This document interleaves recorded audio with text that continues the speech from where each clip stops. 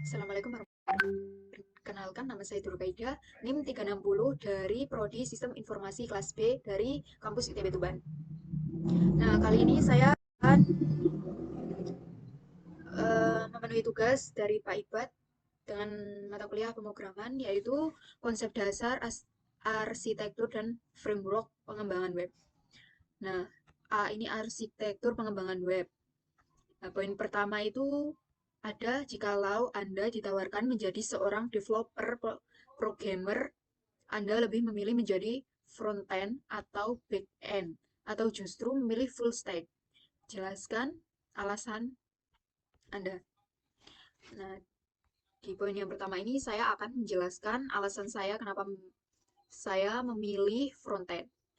Nah, kenapa saya memilih front-end? Karena saya pernah belajar di dalam ilmu desain. Makanya saya ingin belajar lebih dalam apa sih ilmu desain atau front end itu. Nah, perbedaannya itu front end lebih ke antarmuka, sedangkan back end itu lebih ke codingannya atau kayak kerangkanya. Nah, di poin yang kedua ini saya akan menjelaskan tabel perbedaan antara front-end and back-end. Nah, ini sudah saya tulis. Yang pertama, aspek perbedaan front-end, back-end. Definisi bagian antarmuka dan digunakan user. Bagian logika dan sistem yang berjalan di server. Yang kedua, fokus utama. Front-end ini user, interface, dan express. Nah, yang backend ini logika, bisnis, dan pengolahan data. Kemudian yang ketiga, bahasa pemrograman. Nah, frontend ini ada HTML, CSS, JavaScript. Kemudian yang backend itu ada PHP, Python, Java, Ruby, Node, dan JS. Yang keempat, framework. Framework populer. Ini ada Fretch, Angular, Vue.js, Lever, Diagon, Express, Sprite. Komponen, tombol, from, menu, layouts. Yang ini server, database, APL, autentikasi. Yang keenam, akses berjalan di sistem klaim. Berjalan di sistem server. Kalau yang tuh. Yang ketujuh ada peran, menjanjikan tampilan ke pengguna, menjadikan data dan fungsional ke format. Yang ke-8 koneksi ke database, tidak langsung, terhubung langsung ke database. Nah, penyimpanan data localhost, session, strike, database seperti MySQL, DB, Poster, SSCI. Komponen terhadap manipulasi user, menyediakan pemrograman aplikasi dan antoritas. Yang 11 ada testing. Ini UI UX tentang private test, unit text, interaction text, APL testing. 12 tool ID, Visual Studio Code, Figma, Chrome, Developers, Interface, Script, Postem, DBAV. Yang ke-13 itu kinerja tergantung browser dan perangkat user, tergantung krositas server dan database. 14 ada dependence, itu berbasis pada tampilan dan interaksi pengguna, berbasis pada logika dan penyimpanan data. Yang ke-13 ada contoh output, halaman web, tombol klik, animasi. SSON, ZML, status respon. Yang ke-16, APL, mengonsumsi APL, menyediakan APL. Nah, 17, autentikasi, menyediakan form login, memproses login dari verifikasi ke kredensial. 18 ada peran developer. Peran developer atau UI UX. Nah, ini selanjutnya backend development software Acne. Yang ke-19, proses dribbling melalui cursor browser, UI feedback melalui log server expression heading. Nah, yang terakhir ini ketergantungan, bergantung pada data dari backend, bergantung pada peminat front end. Yang B yaitu framework pengembangan web. Nah, ini kita disuruh memilih salah satu. Nah, saya memilih yang nomor 2 atau CI. Nah, selanjutnya kita langsung saja ke codingannya. Pertama kita buka dulu file, download. Kita sudah download ini, kemudian kita ekstrak. Ekstrak, kita pilih yang browser, kita pilih XAMPP, kemudian kita pilih htdoc ini ya. Kita pilih htdoc, kita beri nama. Ini karena saya sudah buat ya, saya beri nama CI. Nah, kemudian bisa di select nih karena saya sudah ya, jadi ya kita cancel. Kita langsung buka saja codingan. Nah, ini. Nah, itu kita buka notepad ya. Kita ke kita salin ini apa codingan pemesanan .php. Kita salin. Kita salin kemudian kita taruh di pemesanan .php ini. Nah, kalau sudah ini codingannya. Ini codingannya, kemudian kita buat codingan, pemesanan model.php yang kita salin ya, kita salin, kemudian kita taruh di ini. Nah, ini saya sudah kopikan, kemudian kita lanjut lagi, kita buat yang index.php, kita salin. Kalau sudah kita salin, kita masuk ke index PHP, kita tempelkan ini. Nah, ini sudah saya tempelkan. Kemudian kita buat codingan tambah. Nah, codingan tambah ini kita copy juga. Kemudian kita masukkan ke codingan tambah ini. Nah, ini sudah. Kemudian yang terakhir kita tambahkan codingan. Kemudian yang terakhir kita tambahkan codingan edit. Nah, kita buka dulu notepadnya. Kita salin dulu codingannya. Nah, kalau sudah kita tempelkan ke codingan edit. Nah, sudah.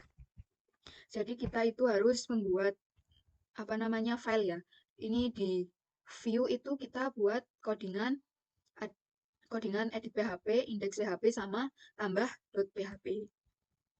Nah, kemudian di kontrolnya ini kita juga buat codingan pemesanan .php. Kita buat pemesanan .php ini di controller. Ini juga pemesanan .php sama ya, kemudian kita buka auto. Nah, ini itu kita yang bagian ini kita ganti URL ya. Kalau belum ada URL kita ganti URL. Kita di codingan database ini kita yang username ini kita beri apa namanya ini ya root. Nah, untuk database-nya ini sesuai dengan database yang sudah kita buat. Nah, ini database yang sudah saya buat yaitu helmdb. Nah, ini ada sebentar.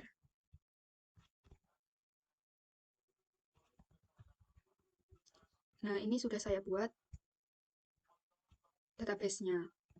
Ini saya sudah buat database. Kalau sudah buat database kita konekkan ya ini. Ini sudah connect. Nah, kemudian kita kita aktifkan dulu XAMPP-nya, kemudian kita coba. Nah, ini kita coba ya. Localhost, kita ketikkan localhost CI, file tadi yang sudah kita buat, CI php index php pemesanan, kita enter. Nah, ini sudah muncul. Nah, kemudian coba kita tambahkan pemesanan. Kita coba. Terus jenis helmnya ada KIT, misal. Jumlahnya kita ada 2. Kemudian kita simpan. Kemudian kita coba lagi.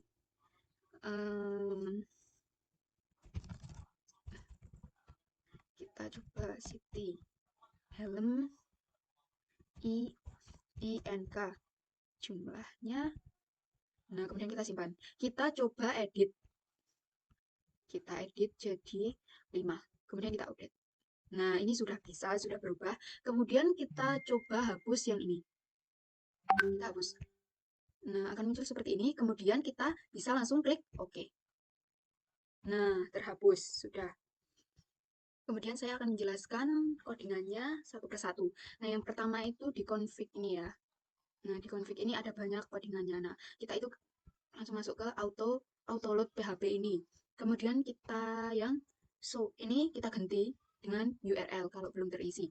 Nah, kemudian di config PHP ini. Kemudian di database-nya supaya bisa terhubung.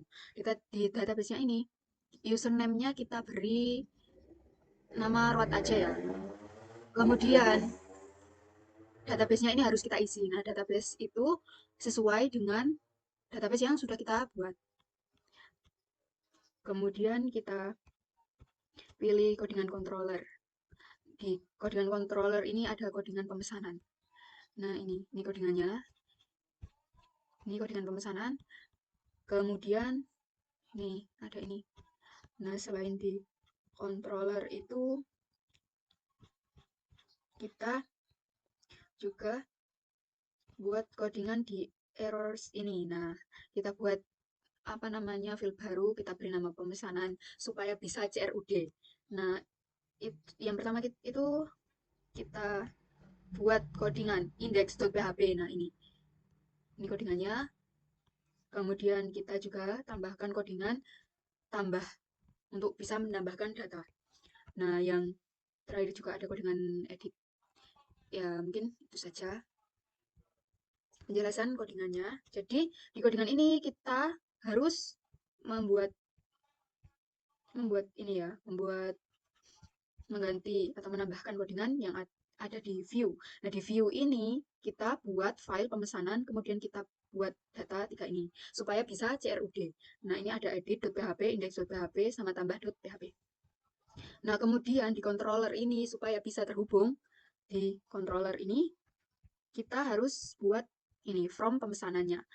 Kemudian selain itu kita juga harus koneksikan database. Nah, koneksi database ini di ini codingan database.php. Kemudian ada autoloop ini juga. Dan mungkin itu saja untuk penjelasan codingan. Dan selanjutnya, poin terakhir saya akan menjelaskan tentang ciri khas yang dimiliki oleh codingan yang saya pilih atau codingan CI. Antara lain yang pertama itu ada struktur MVC atau Model View Control.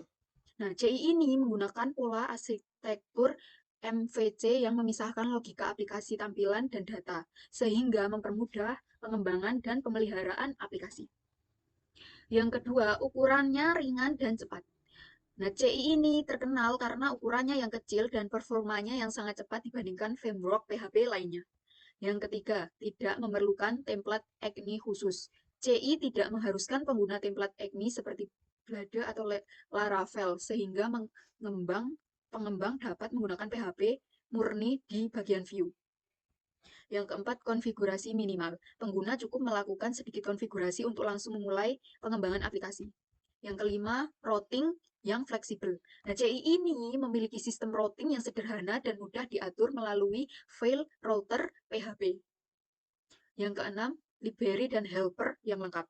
Nah, ini disediakan banyak library dan helper siap pakai seperti untuk from, URL, session, database, dan lain sebagainya. Yang ketujuh, ada dokumentasi resmi yang lengkap dan jelas. Dokumentasi CI ini terkenal sangat rapi dan mudah dipahami oleh pemula maupun profesional. Nah, yang kedelapan, yang terakhir, kompatibel dengan banyak versi PHP. Nah, CI ini mendukung berbagai versi PHP sehingga fleksibel digunakan di banyak lingkungan server. Sekian dari saya. Wassalamualaikum warahmatullahi wabarakatuh.